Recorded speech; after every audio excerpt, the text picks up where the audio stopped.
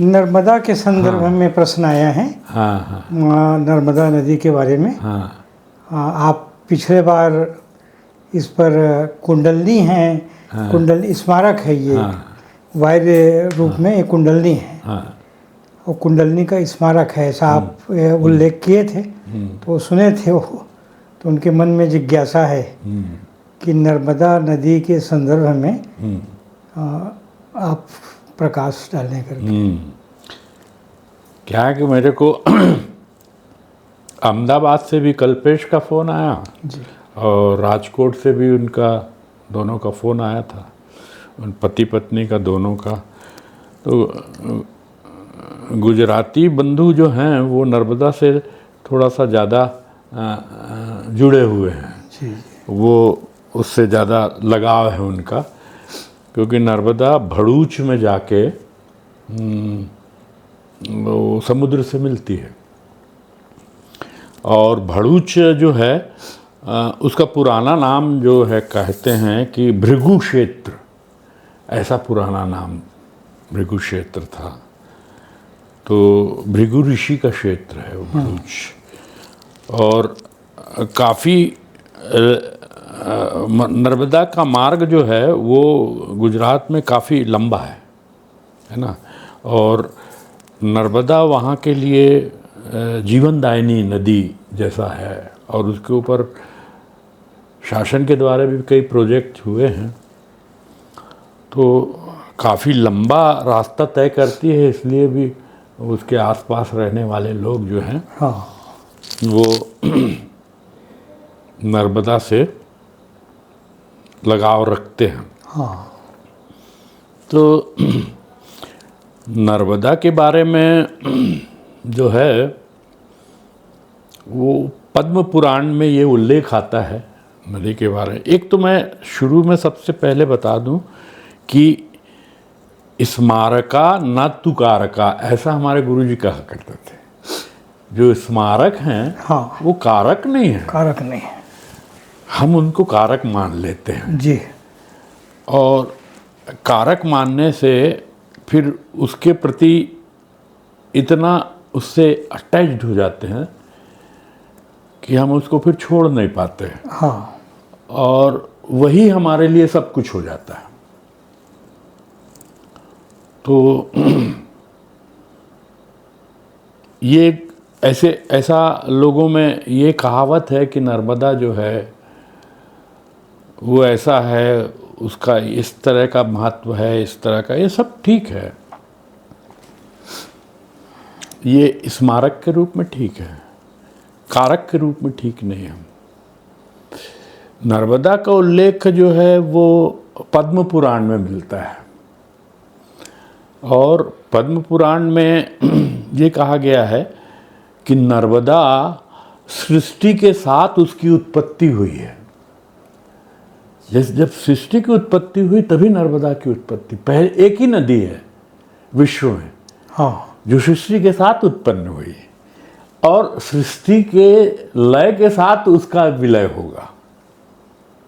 वो जो है सृष्टि जब समाप्त होगी तो नर्मदा नदी की भी का अस्तित्व समाप्त होगा।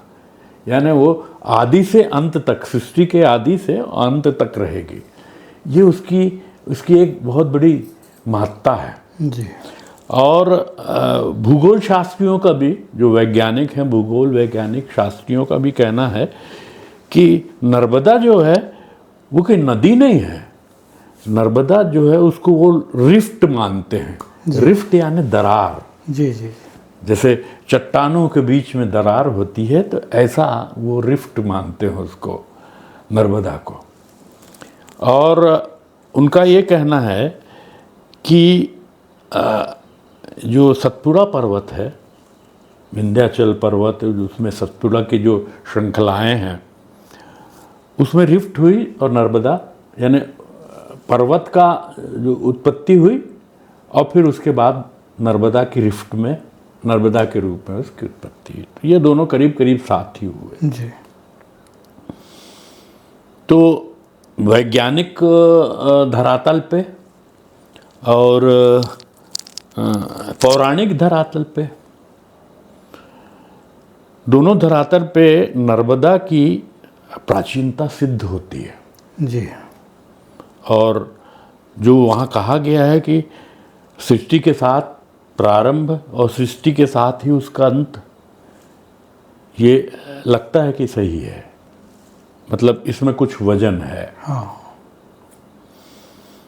तो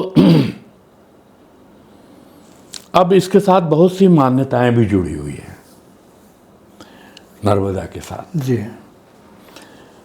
तो मैं इसके नर्मदा के बारे में पहले दो जो है कथाएं हैं, जिसको बोलते हैं कि दंत कथाएं।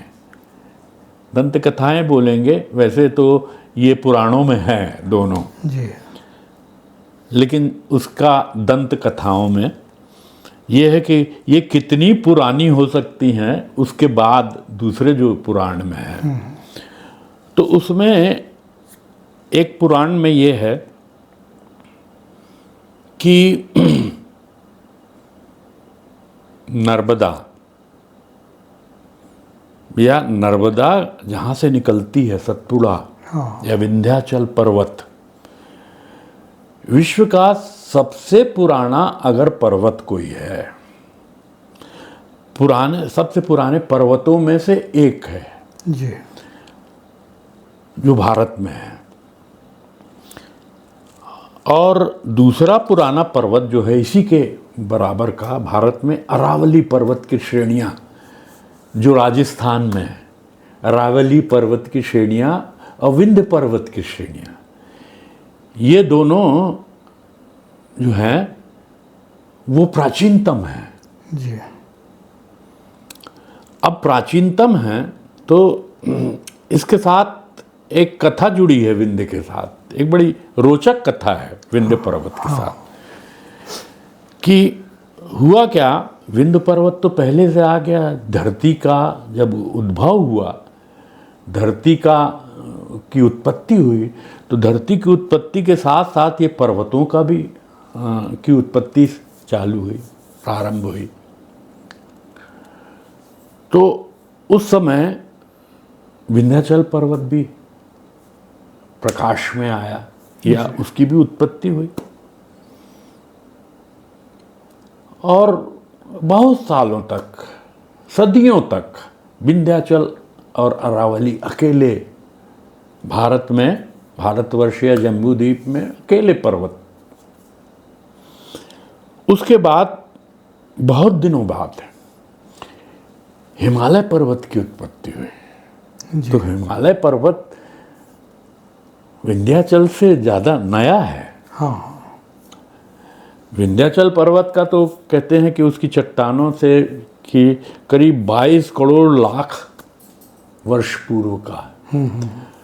और ये जो है ये 50 लाख वर्ष पूर्व का है, ऐसा साइंटिस्टों का या भूगर्भ शास्त्रियों का मानना है। हाँ। तो क्या हुआ कि हिमालय की उत्पत्ति के बाद हिमालय का महत्व बर्फ के कारण धीरे धीरे धीरे धीरे बढ़ने लगा, क्योंकि हिमालय को में कैलाश भी है। हाँ। कैलाश को शिव ने अपना स्थान बना लिया, और शिव के स्थान होने के कारण वहाँ की प्रसिद्धि बढ़ने लगी। ऋषि मुनि वगैरह जो है वहाँ का वातावरण को देख के, वहाँ के वातावरण को देख के ऋषि मुनि वगैरह वहाँ निवास करने लगे, उनका प्रिय निवास स्थान हो गया। तो हिमालय की प्रसिद्धि बढ़ने लगी और उसकी प्रसिद्धि बहुत ज़्यादा हो गई, इतनी ज़्यादा हो गई कि सारे देश, सारे जम्बू द्वीप में हिमालय हिमालय हिमालय राज, यानी उसको देवता का रूप दे दिया गया। हिमालय को देवत्व की प्राप्ति। हाँ। जब विंध्याचल ने देखा कि मेरे से जूनियर हिमालय इतनी ज़्यादा प्रसिद्धि उसकी हो रही हो, मैं इतना वृद्ध है ना, वृद्ध हूँ, साथ में इतना पुराना हूँ, और मेरे आश्रय में इतने लोग रहते हैं, और उसकी प्रसिद्धि ज़्यादा और मेरी प्रसिद्धि कम। मेरे को ज़्यादा याद नहीं करते लोग, मेरी ज़्यादा लोकप्रियता भी नहीं है। हाँ। विंध्याचल क्या है? विंध्याचल उग्र पर्वत है और हिमालय सौम्य पर्वत है। जी जी। प्रकृति दोनों की है। उग्रता जो है, जैसे वहाँ पे जो विंध्याचल पर्वत में जो जड़ी बूटियाँ होती हैं वो उग्र श्रेणी की है, उनमें उग्रता रहती है, औषधियाँ हैं, वो उग्रता है। और वहाँ जड़ी बूटियों में, हिमालय की जड़ी बूटियों में सौम्यता है। ये साइंटिफिकली अगर आप देखें तो हिमालय उग्र है, ये उग्र है विंध्याचल को गुस्सा आया, क्रोध आ गया कि मैं सीनियर और मुझे नहीं मानते लोग, उसको ज़्यादा मानते हैं, उसको देवत्व का वो दे दिया। उसने बोला ठीक है, मैं अपना दिखाता हूँ, अपना जलवा दिखाता हूँ क्या है। वो बढ़ने लगा धीरे धीरे, और इतना बढ़ गया वो कि उसने सूर्य को आच्छादित कर दिया, यानी सूर्य की का प्रकाश उसके कारण रुक गया। तो उसके कारण सूर्य का प्रकाश जब रुका तो सारी दुनिया में त्राहिमाम हो गया, हाहाकार मच गया, क्योंकि सूर्य का प्रकाश नहीं तो फिर यहाँ जिंदगी नहीं, सृष्टि में फिर जिंदगी कहाँ? सूर्य ही तो जिंदगी देता है, उसकी किरणें ही तो हमको सब कुछ करती हैं, और इसीलिए सूर्य को ब्रह्मा कहा गया। तो वो जो सूर्य है वो छिप गया। अब इससे भिड़ने की किसी देवता की सामर्थ्य नहीं थी कि वो विंध्याचल से भिड़ जाए या विंध्याचल को नीचे कर दे, किसी की सामर्थ्य नहीं थी। केवल एक ऋषि की सामर्थ्य थी, क्योंकि वो ऋषि विंध्याचल के गुरु थे। उनका नाम था अगस्त्य मुनि थे। तो लोगों ने जाके अगस्त्य से प्रार्थना की, सब देवी देवताओं ने, मनुष्यों ने सब जाके प्रार्थना की कि ये हाहाकार मच रहा है, पृथ्वी नष्ट हो जाएगी बिना उसके, और आप कुछ करिए, और आप तो उसके गुरु हैं तो आपको कुछ करना चाहिए। उस समय अगस्त्य मुनि जो थे उत्तर में रहा करते थे, यानी विंध्याचल जो है ना वो उत्तर और दक्षिण का बीच का हिस्सा है, इसीलिए इसको मेखला भी कहा गया। मेखला यानी कमर। ये मेखला का दूसरा अर्थ भी बताऊंगा, दूसरा संदर्भ भी बताऊंगा कुंडलनी के संदर्भ में। तो उसको मेखला भी कहा गया, यानी ये बीच का भाग करता है। उसके पार का भाग, उस पार का नीचे का भाग जो है वो दक्षिण, ऊपर का भाग जो है उत्तर। तो पहले अगस्त्य मुनि जो है उत्तर में रहा करते थे, और उत्तर में तो वो अगस्त्य मुनि गए वहाँ विंध्याचल के पास। तो विंध्याचल ने जैसे ही अगस्त्य मुनि को देखा तो उसने साष्टांग दंडवत कर ली, अपने गुरु को उसने साष्टांग दंडवत किया। तो अगस्त्य मुनि ने बोला, ये उनकी एक बुद्धिमत्ता थी, अपने शिष्य को किस तरह से आज्ञा दें। डायरेक्ट नहीं दिया उन्होंने, उन्होंने सीधी आज्ञा नहीं दी। उनको बोला देखो मैं जा रहा हूँ दक्षिण यात्रा में, और शिष्य बेटा तुम जब तक मैं वापस ना आ जाऊं तब तक तुम इसी पोजीशन पे दंडवत की मुद्रा में लेटे रहना, जब तक मैं दक्षिण से उत्तर वापस ना आ जाऊं तब तक इसी मुद्रा में आप लेटे रहेंगे। तो विंध्याचल ने बोला जो गुरुदेव जो आज्ञा है। तो ये दक्षिण गए अगस्त, फिर दक्षिण से कभी वापस ही नहीं आए, आज तक नहीं आए।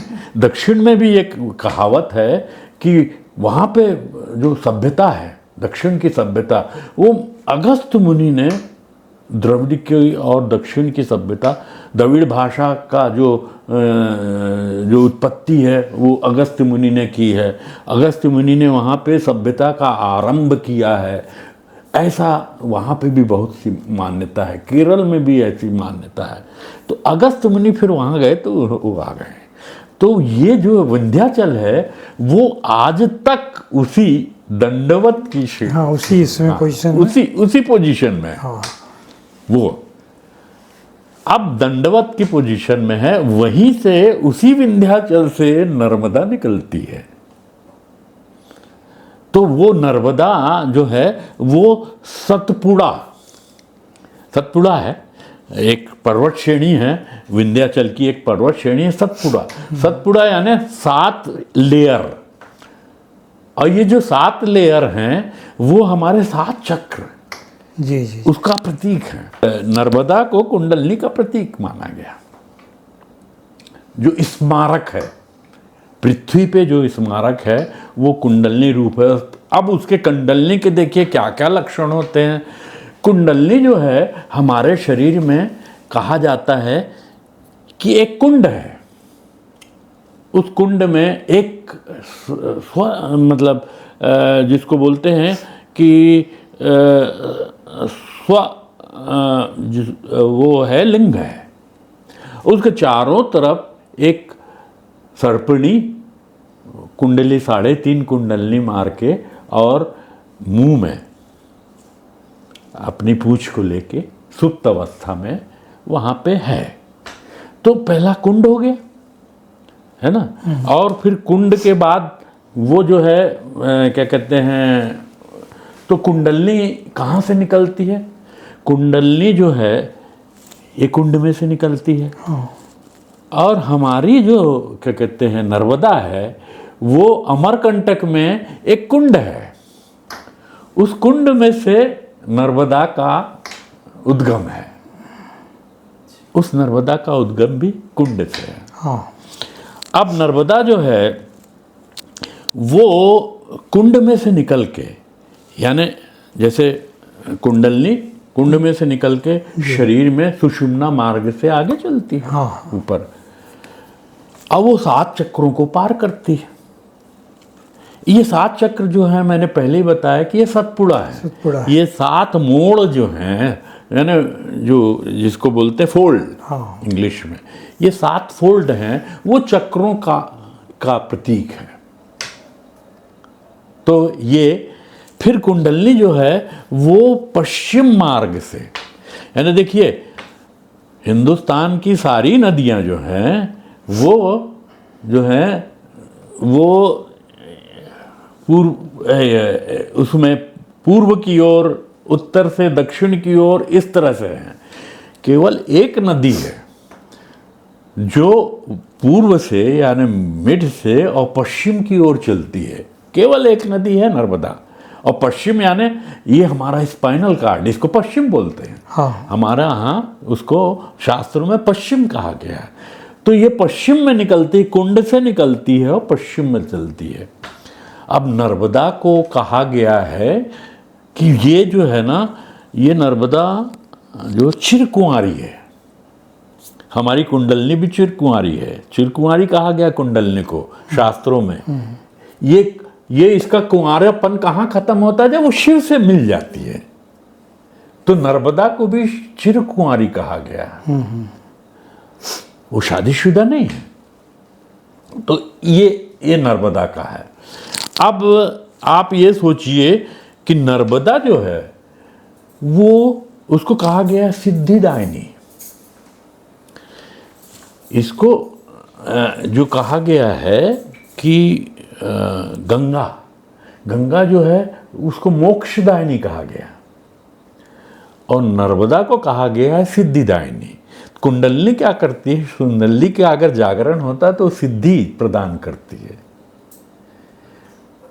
मोक्ष तो तब होता है वो जब जाके शिव जी से मिल जाती है। शिव से। हाँ। लेकिन उसके पहले सारी सिद्धियां, तो ये तंत्र जो है, तंत्र मार्ग जो है, ये बोलता है कि अगर कुंडलनी की साधना करो तो आपको धीरे धीरे एक एक चक्र में जाके सिद्धियां मिलते जाती हैं। वो सिद्धियां आपको प्राप्त होती। तो नर्मदा को कहा गया है कि सिद्धिदायिनी है जी। ये भी एक प्रकार का उसका साम्य हो गया कुंडलनी से। फिर कुंडलनी जो है, देखिए विश्व में केवल एक नदी है जिसकी परिक्रमा की जाती है, नर्मदा की ही परिक्रमा की जाती है और दूसरी नदी की परिक्रमा नहीं है, और उसका कोई परिक्रमा का कोई महत्व भी नहीं है। नर्मदा की परिक्रमा का महत्व है। तो जो ओरिजिन है वहाँ से नर्मदा चलती है, भरूच तक जाती है, यानी वो मैंने बताया भृगु क्षेत्र, वहाँ तक जाती है। वहाँ से फिर लोग भृगु क्षेत्र तक जाते हैं, भृगु क्षेत्र से फिर वापस आते हैं, ऐसा क्रॉस करके नर्मदा को क्रॉस करके वापस आते हैं। अब ये क्रॉसिंग की जो बात है उसमें भी एक कथा है, उसको भी मैं सुना दूं। ये तो हो गया इसके साथ, क्योंकि ये सबसे पुराना पर्वत है। हाँ। और ये पर्वत विंध्याचल, और ये सबसे पुरानी नदी हो गई उस पर्वत के से निकली हुई। एक और कथा आती है इसमें पुराणों में, वो भी बड़ी रोचक कथा है। वो कथा ये है कि वामन अवतार जो थे ना, तो वामन अवतार जब भरूच में, वो भरूच वामन अवतार जब हुआ तो वो भरूच में उनका स्थान था। तो वहाँ से वो जब बलि से जो मांगने वाले थे, 3 पग पृथ्वी जो 3 पग का दान मांगने वाले थे, तो भरूच क्षेत्र से उनने प्रारंभ किया। लेकिन हुआ क्या कि भरूच क्षेत्र में तो नर्मदा है, बड़ी चौड़ी नर्मदा है। अब वामन महाराज जो थे ना, वो बहुत छोटे थे, है ना। उनने बोला कैसे मैं इसको क्रॉस करूं, ये अब कथा है। हाँ। कैसे क्रॉस करूं इसको, मुझको क्रॉस तो करना है, और क्रॉस करके मुझको केरल जाना है। बलि केरल में था, तो वहाँ मुझको केरल जाना है, मुझको क्रॉस करना। अब वो बड़ा अपना वो लगा रहे थे कि किस तरह से नदी को क्रॉस किया जाए, कहीं मैं डूब ना जाऊं, कहीं ये ना हो जाए। तो अचानक उनको जो है एक ब्राह्मण आते दिखा। तो ब्राह्मण ने इनको पूछा, क्यों भाई कैसे खड़े हो, वामन अवतार को। तो वामन अवतार ने बोला कि मुझे नदी क्रॉस करना है, और पता नहीं इसकी गहराई कितनी है, क्या है। बोले नदी तो मुझको भी क्रॉस करना है, और तुम्हारा क्या उद्देश्य है नदी क्रॉस करने का। बोले मुझको बलि का यज्ञ हो रहा है, वहाँ जाना है। वामन अवतार ने बोला, और मुझे वहाँ पे कुछ दक्षिणा वगैरह मिल जाएगी, हैं, ब्राह्मण आदमी हूँ, दक्षिणा वगैरह प्राप्त करूँगा, दान मांग लूँगा उससे। बोले अरे मेरा भी गंतव्य वही है, मैं भी जा रहा हूँ। ब्राह्मण ने बोला वहीं जा रहा हूँ, मैं भी चाहता हूँ कि मुझे भी कुछ मिले। तो मैं तो तुमको ये क्रॉस करा दूंगा नदी, क्योंकि मेरी हैबिट है, मैं क्रॉस करा दूंगा। लेकिन शर्त एक है, उनने वामन से बोला, शर्त एक है कि देखो भाई, तुम्हारा तो जो है, मुझे तुम्हारा देख के ऐसा लग रहा है कि तुम्हारा तेजस्वी चेहरा और तुम्हारा जो ऑरा है, जो तुम्हारा इम्प्रेशन है, वो इतना अच्छा है कि तुमको तो बलि जो है, बलि वो तो देख के मोहित हो जाएगा तुम्हें, और तुमको तो दक्षिणा खूब देगा वो, है ना, क्योंकि मोहित हो जाएगा वो। और मैं तो साधारण ब्राह्मण हूँ, तो मुझे दक्षिणा देने में वो कंजूसी करेगा, यानी उतनी दक्षिणा मेरे ऊपर ज़्यादा ध्यान नहीं देगा, तो उतनी दक्षिणा नहीं देगा। तो अगर तुमको क्रॉस करना है तो अब मैं एक शर्त आपके ऊपर रखता हूँ कि जो आपकी दक्षिणा है ना, और मेरी दक्षिणा दोनों मिला ली जाएगी, और उसका आधा आधा कर दिया जाएगा। ब्राह्मण ने बोला। हाँ। तो इन्होंने बोला अरे भाई आधा आधा की कोई बात नहीं है, आप पूरा ले लेना, लेकिन मुझको पार तो कराइए। तो हुआ ये कि उन्होंने बोला कि भाई ऐसा है कि तू पूरी दक्षिणा मेरे से ले लेना, लेकिन मुझको पार तो करा दे।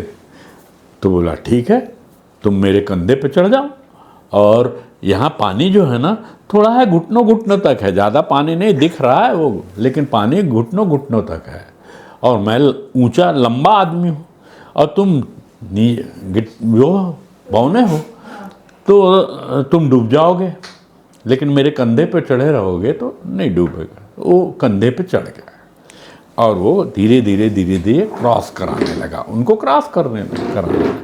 क्रॉस करते करते उसने देखा कि उनके पैरों पे ध्यान दिया उन्होंने। किसने?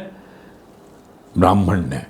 तो उनके पैरों में ये जो अवतारों के जो लक्षण होते हैं, सारे लक्षण बड़े लाल और बड़े सुंदर उनके चरण कमल, और उसमें सारे के सारे चिन्ह जो हैं, शंख चक्र गदा पद्म सब चीज़ें, जितनी भी धनुष और ये जितने भी लक्षण होते सब दिखे। तो समझ गया, अरे ये तो अवतार है कोई, ये साधारण व्यक्ति नहीं है, ये अवतार है।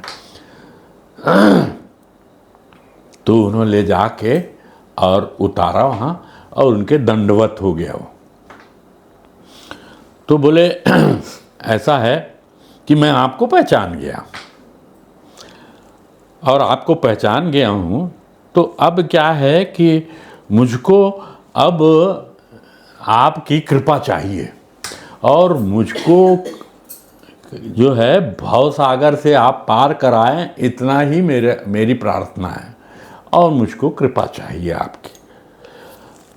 और तो बोले चलो, तो वहाँ तो चलो। बोले नहीं, वहाँ नहीं जाऊँगा, अब मेरी कोई इच्छा, जब आपके दर्शन हो गए तो मेरे को अब क्या प्राप्त करना है? मैं अब किसी के पास मांगने नहीं जाऊँगा, मैं कोई दक्षिणा मांगने नहीं जाऊँगा, क्योंकि मेरा तो सब कामना पूर्ति हो गई। तो बोले तो पागल, अगर तेरी कामना पूर्ति हो गई, अगर दर्शन हो गए हैं, तो भवसागर से तू अपने आप पार हो जाएगा, जा तू पार हो जाएगा, ऐसा। तो ये कथा आती है, और ये कथा जो है भरूच में क्रॉस करने के लिए।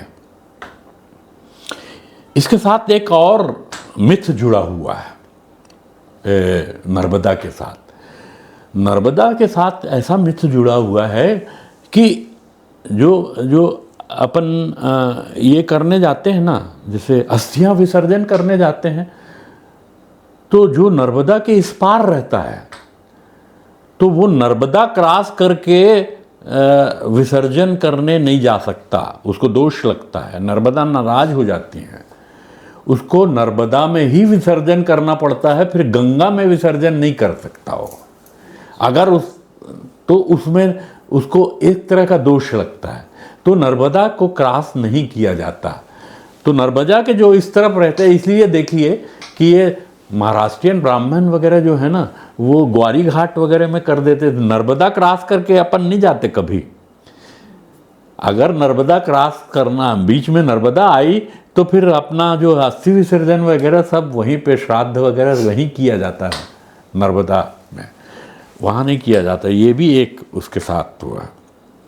तो अब ये कुंडलनी, इस तरह से कुंडलनी का धीरे वो सारा का सारा, तो मैंने ये बता रहा था कि यहाँ से भरूच तक, कहाँ से जो है अमरकंटक से, अमरकंटक से भरूच तक, और भरूच से पुनः नर्मदा को क्रॉस करके पुनः वो फिर भरूच से अमरकंटक तक, ये ऐसी यात्रा की जाती है, नर्मदा की परिक्रमा की जाती है। तो अब आप देखिए कि ये जो नर्मदा की परिक्रमा है, ये अवरोह क्रम और आरोह क्रम, कुंडलनी का जो मैंने बताया था ना, कि ऊपर से नीचे आती है और नीचे से फिर ऊपर जाती है। तो ये जो व्यक्ति इस क्रम को, नर्मदा की परिक्रमा को इस तरह से और इस तरह से कर लेता है, सिद्धि भी मिल जाती है और मुक्ति भी मिल जाती है, अगर नर्मदा की परिक्रमा कर लिया है, क्योंकि वो आरोह क्रम और अवरोह क्रम दोनों को प्राप्त कर लेता है, पूरे चक्र को जो है, वृत्त को वो प्राप्त कर लेता है। इस तरह से ये नर्मदा का जो इस तरह का महात्मा है। तो नर्मदा को हम स्मारक मानते हैं कुंडलनी का, हमारे शरीर में जो है कुंडली शक्ति है जो, वही स्मारक जो है वो नर्मदा, और ये लक्षण है नर्मदा के। तो स्मारका नातु कारका, ऐसा गुरु जी कहा करते थे कि स्मारक है। लेकिन अगर नर्मदा का हमने उल्लेख पढ़ लिया या नर्मदा के बारे में इस तरह की चीज़ें हमने ज्ञान प्राप्त कर लिया, तो हमको फट से ध्यान आ जाता है, हाँ कुंडली नाम की भी कोई चीज़ है। जैसे नर्मदा यहाँ है तो कुंडली हमारे शरीर में है। देखिए एक सिद्धांत है, वो सिद्धांत है यत पिंडे तद ब्रह्मांडे जी। जो ब्रह्मांड में है वही आपके पिंड में है जी। तो ब्रह्मांड में नर्मदा है, वही नर्मदा जो है कुंडलनी के रूप में आपके पिंड में है, या कुंडलनी जो है नर्मदा के रूप में आपकी ब्रह्मांड में है। तो इसी में एक प्रश्न और आ जाओ। हाँ, या हम ध्यान से करें पहुंचे, या हम वहां जाके ऐसे नहीं तो प्रदक्षिणा करें? वही तो मैं बार बार बोल रहा हूँ, स्मारका न तु कारका। स्मारक जो है वो कारक नहीं है, वो जो है ना आपको जो है आपको शुद्ध कर देगा, आपका चित्त शुद्ध हो जाएगा, आप दिव्य भाव को प्राप्त हो जाएंगे।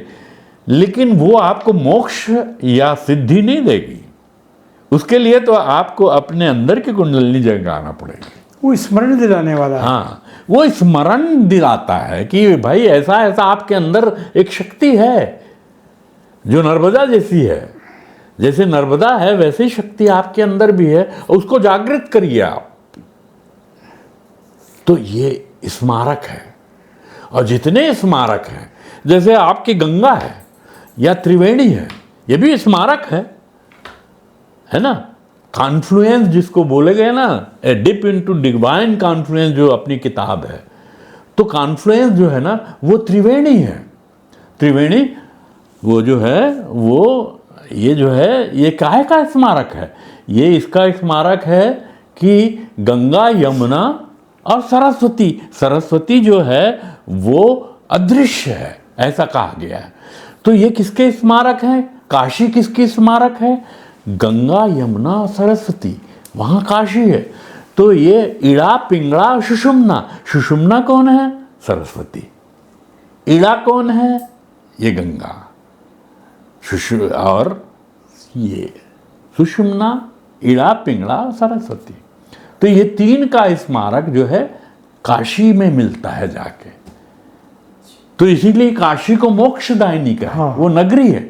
बनारस को मोक्षदायिनी नगरी कहा गया। वहां पे अगर मृत्यु आपकी हो जाती है तो मोक्ष मिल जाता है। तो हमारे यहाँ जो त्रिवेणी है, इसी को त्रिवेणी कहते हैं। ये त्रिवेणी जो है यहाँ हमारे आज्ञा चक्र में है। हाँ, यहाँ पर अगर मृत्यु हो तो मोक्ष की प्राप्ति। यहाँ का मृत्यु हो तो आपका मोक्ष के भागी हो जाते हैं आप। वास्तविक कारक हमारे भीतर है। तो ये कारक वो जो है ना वो स्मारक है। अगर आपको वो स्मारक के बारे में पता हो गया, या किसी क्या कहते हैं आप्त पुरुष ने या संत पुरुष ने आपको उसको बता दिया कि भाई ये जो है ना ये तुम बार बार आके डुबकी लगाते हो, नर्मदा में स्नान करते हो, आप गंगा में स्नान करते हो, त्रिवेणी में स्नान करते हो, ये त्रिवेणी आपके भीतर है। आप उसमें स्नान करिए, आप उसको जागृत करिए। बार बार बार बार आप करते हो और कुछ जागरण शुद्धि होती है। इसमें दो मत नहीं, क्योंकि शुद्धि तो हमारे भावना के कारण है। तो चित्त की शुद्धि होती है। जितने बार आप स्नान करोगे, जितने बार आप जाओगे, चित्त की शुद्धियां होने लगेंगे। लेकिन क्या होता है कि एक बड़ा बढ़िया वो है कि अपन लोग जो है ना वो त्रिवेणी में स्नान करने के पहले ना बालों को छटवा देते हैं, है ना। बाल जो है ना मुंडा हो जाते हैं लोग। हाँ। उसका कारण क्या है कि शास्त्रों में ये लिखा है कि पाप जो हैं वो आपके बालों में रहते हैं। और जब आप गंगा स्नान या त्रिवेणी स्नान को जाते हैं ना, तो वो पाप डर जाते हैं कि अरे ये तो मेरे को क्या कहते हैं वो समाप्ति, मेरे को समाप्ति हो जाएगी, मैं छूट जाऊंगा और मेरा तो सर्वनाश हो जाएगा। तो क्या करते हैं वो जो है ना बालों से उतर के और क्या कहते हैं इसमें आ जाते हैं, वहीं कहीं अपना डेरा जमा लेते पाप। और जैसे ही बालों वाला व्यक्ति फिर गंगा स्नान करके फिर बाहर आता है तो फिर बालों में चढ़ जाते हो, तो उससे उसका कोई प्रभाव नहीं पड़ता। इसीलिए ये ऐसा शास्त्रों में आया है। हाँ, इसलिए बाल कटवा लेते। इसलिए बाल को कटवा लेना है, प्रक्षालन कर लेना चाहिए, इसीलिए उसमें निमज्जन करना चाहिए, यानी उसमें स्नान करना चाहिए बालों को कटवा के, ताकि पुनः फिर वो जो आपका वो है पाप है जो वो बालों में ना आ पाए, आपके ऊपर फिर ना चढ़ पाए। फिर आप जाओगे फिर दूसरे पाप करोगे, बात और है, बाल बढ़ेंगे फिर पापों में, लेकिन तब तक के लिए तो आप शुद्ध हो। तो इस तरह की शुद्धि, इस तरह का बार बार अभ्यास और इस तरह का भाव अगर आप लेके जाते हैं तो वो आपके चित्त की शुद्धि में सहायक होता है, आपके दिव्य भाव को प्राप्त करने में सहायक होता है। तो चित्त की तो शुद्धि हो जाती है, लेकिन आपको उसका जो है वहाँ पे अब वो नहीं हो, आपका पूरा सिद्धि प्राप्त नहीं होती और आपका मोक्ष नहीं हो पाता। हाँ। इसलिए तो इसका भी प्रभाव है, ऐसा नहीं कि आपने परिक्रमा की और उससे प्रभाव नहीं पड़ा। वहां पे जितने भी तीर्थ हैं, रास्ते में बहुत तीर्थ पड़ते हैं, जितने भी तीर्थ हैं वहां पे आप संत महात्माओं के दर्शन करेंगे, सत्संग करेंगे। तीर्थ का मतलब क्या हुआ, मैंने पहले भी बताया, तीर्थ का मतलब ब्रिज, वो ब्रिज है जो कि आपको लोक और परलोक, इस लोक से और परलोक को जोड़ता है। तो वो ब्रिज है। तो आपका वो, आप वहाँ तीर्थों में जाएंगे तो आपको लोक और परलोक से जुड़ने का थोड़ा साधन मिल जाएगा। कुछ ना कुछ तो आपको कल्पना में आएगा, कुछ ना कुछ आपकी भावना बढ़ेगी, वहाँ संत महात्मा मिलेंगे, सत्संग मिलेगा, तो ये इससे आपकी शुद्धि तो होगी। ऐसा नहीं है कि उसका प्रभाव नहीं, इसलिए प्रक्रिया तो करना चाहिए। हाँ, लेकिन पूर्ण प्रभाव उसको यही नहीं कि यही हो गया, बस इतना हो गया, हमारा पूरा हो गया, ऐसा नहीं। वहाँ स्मारक से स्मरण कर फिर लक्ष्य को अपने भीतर प्राप्त करें। आपकी धारणा बनती है, आपको धारणा बनाना पड़ेगी, है ना। धारणा बनाएंगे तो आप उसको धर्म बना लेंगे, फिर धर्म बनाएंगे तो धीरे धीरे वो धर्म जो है वो धर्मो रक्षति रक्षिता। धर्म की आप रक्षा करेंगे तो आपकी रक्षा होगी, आगे आगे आगे बढ़ते जाएंगे, आपकी शुद्धता बढ़ते जाएगी, आपकी सात्विकता बढ़ते जाएगी, आप में सतोगुण बढ़ते जाएगा। लेकिन सतोगुण बढ़ जाएगा उसका मतलब ये नहीं कि आपको मोक्ष मिल जाएगा। सतोगुण को भी आपको समाप्त करना पड़ेगा, गुणों के अतीत जाना पड़ेगा, गुणों के तीत, गुणातीत जिसको बोलते हैं, गुणों के पार जाना पड़ेगा। तो उसके लिए तो आपको साधना करना पड़ेगी, शारीरिक साधना करना पड़ेगा। तो ये है उसका, तो वो व्यर्थ नहीं जाएगा। तो आप तीर्थ जाते हैं तो व्यर्थ नहीं जाता, नहीं है। लोग बहुत से लोग उसके वो कि क्या तीर्थ है, क्या वो है, क्या वो है, क्या नहीं, वो ठीक है, उनका अपना भाव अलग है, हमारा अपना भाव अलग है।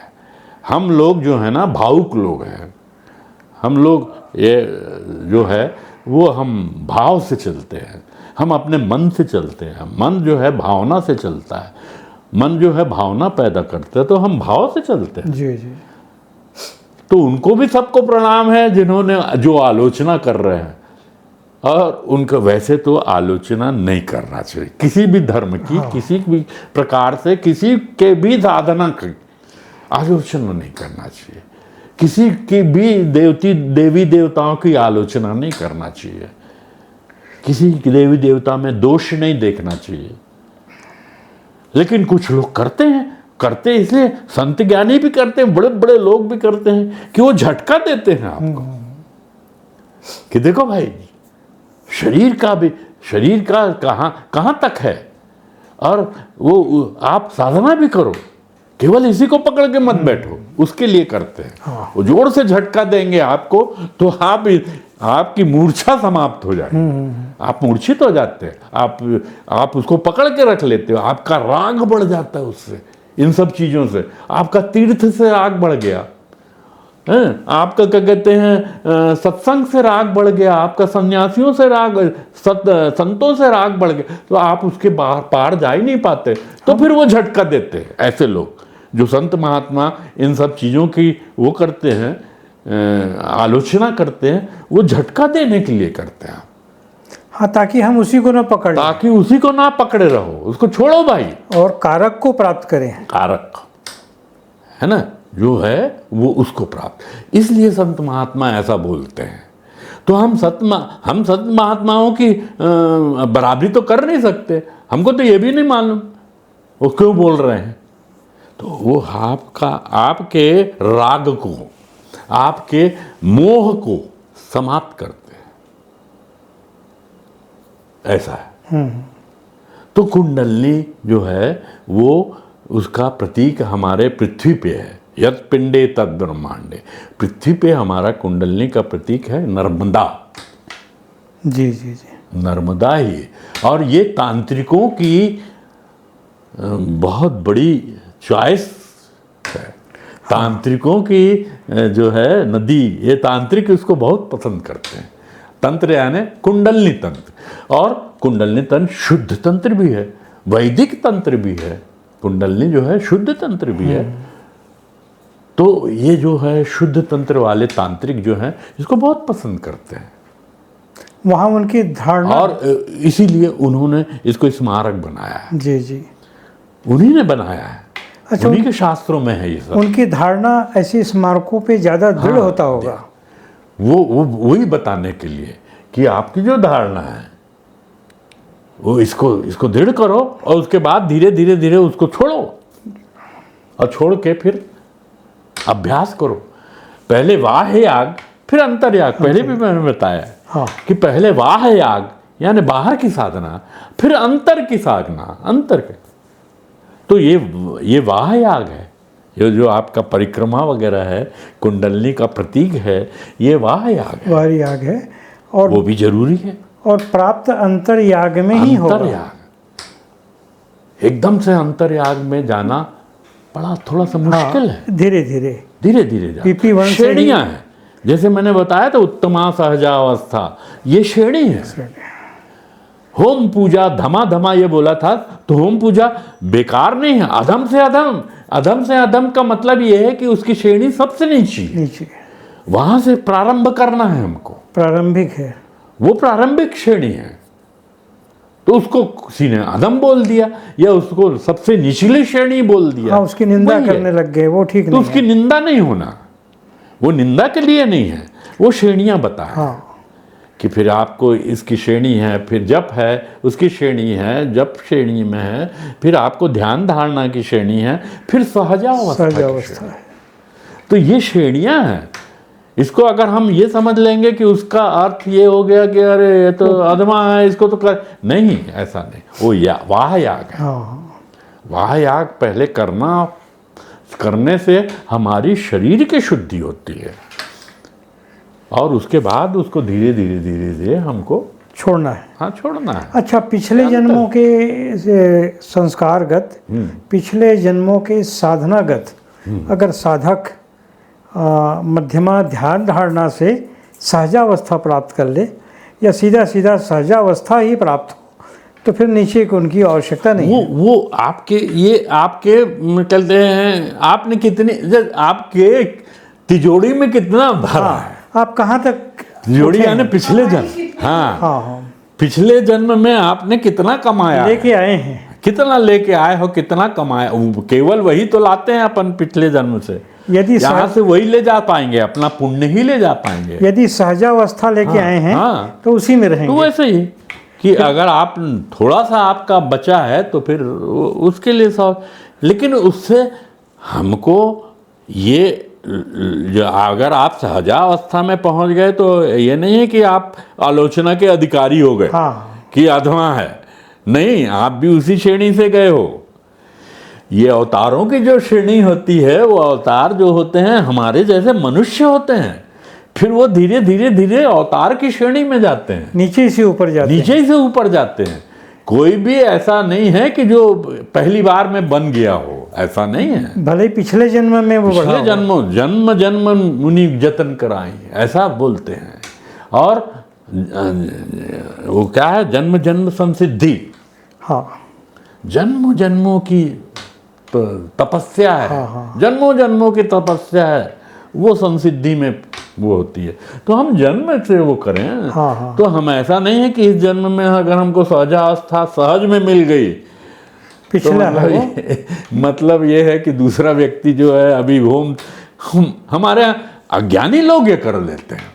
अज्ञानी लोग बोलते हैं अरे इनने तो बोला सहजावस्था जो है वो है, कबीरदास जी तो ये बोलते हैं तो बोला, अरे भाई कबीरदास जी किसी जन्म में यही करे होंगे, तब जाके कबीरदास जी कबीरदास जी इसलिए बोल रहे हैं कि आपको ऐसा हिला रहे हैं वो कि जड़ हो गए हो तुम, चेतना आना चाहिए, मूर्छित मत रहो, बेहोश मत हो, तो वो हिलाते हैं। तो आप कबीर को समझो, हम इनको संत महात्माओं को समझते नहीं हैं। और कई लोग बोलते हैं अरे मूर्ति पूजा मूर्ति पूजा। अरे भाई मूर्ति पूजा का क्या कहा है, मूर्ति में क्या है, क्यों है, कैसे है, इसका कोई समझता ही नहीं कि मूर्ति में आप कैसे प्राण प्रतिष्ठा क्यों होती है। भाई हमारे प्राण प्रतिष्ठा होती है ना, क्यों होती है, इसलिए होती है कि मूर्ति में हम अब प्राण डालते हैं।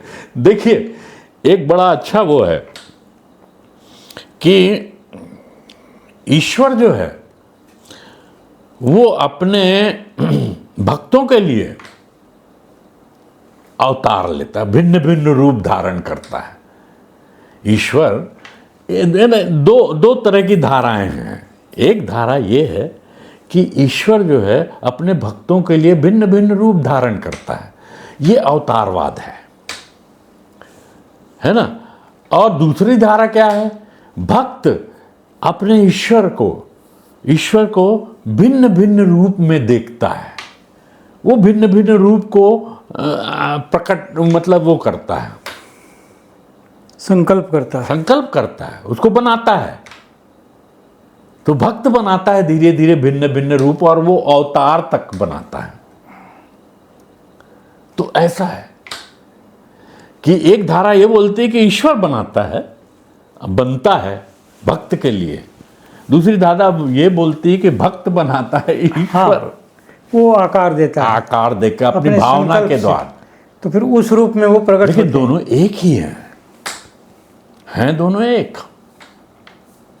तो ये इस तरह से होता है कि लोगों को सोचने में ये अंतर हो जाता है कि हम ये सोचते हैं कि ये महात्मा ऐसा क्यों बोल रहा है, ये कबीर ऐसा क्यों बोल रहे हैं, ये तुलसीदास ऐसा क्यों बोल रहे हैं, ये फलाना ऐसा क्यों बोल रहे हैं। अरे भाई उनके स्तर पे जाके सोचेंगे आप तो आपको समझ में आएगा। आप नीचे के स्तर पे हो और आप उस स्तर के बारे में सोच रहे हो, कैसा हो पाएगा। वो अर्थ का नर्थ लेंगे।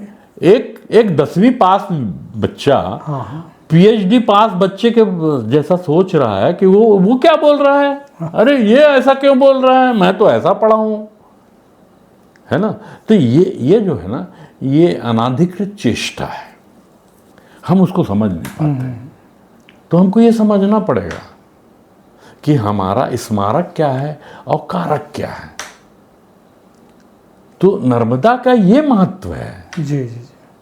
नर्मदा केवल नदी नहीं है, नर्मदा जो है वो स्मारक है, कुंडली की स्मारक है, वो जीवंत है। आप उसको जीवंत बना सकते हो भाव से, क्योंकि आप अपने भाव से उसको, जैसे बताया ना कि भक्त भाव से ईश्वर के भिन्न भिन्न रूप बना लेता है। ऐसे ही आप भी नर्मदा क्या किसी को भी बना सकते हो। वो उसको बना लेता है, कोई यमुना को बना लेता है, कोई क्या कहते हैं गंगा को बना लेता है, पत्थर में प्रकट कर लेता है। तो ये तो आपका भाव है।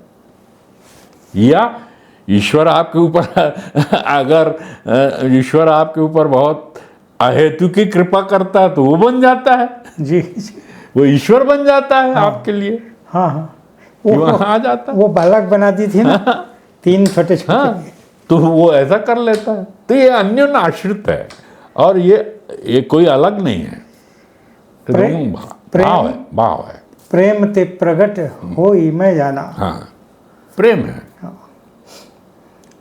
एक और प्रसंग आता है, वो संत का नाम मुझे स्मरण नहीं हो रहा है, उनके मंदिर परिसर में ही उनका घर था और वहाँ के पुजारी थे उनके दादा पिताजी। किसी कार्य से उनके दादा पिताजी बाहर गए थे। हाँ, पुंडरीक। हाँ, तो वो बच्चा छोटा था। हाँ। तो माता जी बोले जाता तो है साथ में, तेरे को तो मालूम है कैसा भोग लगाते हैं, पूजा करते हैं, स्नान कराते हैं, सब पूरा प्रक्रिया। हाँ बोले मैं कर लूँगा।